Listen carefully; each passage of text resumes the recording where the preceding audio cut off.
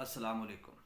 अक्सर गरी और कीमिया गरी में जो गंदम होती है, इसका अगर हम आयल तैयार कर लें, गंदम का आयल तैयार कर लें तो उसका क्या फ़ायदा होता है।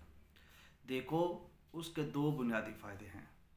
एक तो कोई भी धात है उसको आप चमकदार करना चाहते हैं, रोशन करना चाहते हैं, उसकी मैल कुचैल निकालना चाहते हैं, मतलब ये है कि उसको साफ़ करना चाहते हैं, तो उसके बुझावे जो देंगे आप वो गंदम के आयल में देंगे।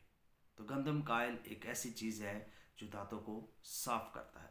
उसके अलावा दांतों को अगर नरम करना चाहते हो, ठीक है, उसको अच्छी ढाल में लेके आना चाहते हो, तो उसके लिए भी गंदम का आयल बड़ा बेहतरीन और कारआमद और मौसर साबित होता है। गंदम का आयल निकालना किस तरीके से है, ये एक तरीका है बजरिया पताल जंतर। पताल जंतर के ज़रिए आप गंदम का आयल निकाल के उसमें अगर तांबे चांदी को जो कोई भी धात है उसको बुझावे देते हो तो वो शोख रंग में भी हो जाएगी और अपने ढाल में भी आएगी। तो ये चीज़ें गंदम के आयल की खासियत हैं। इसमें अगर करना है तो ये अमल अक्सर ज़रूर करें।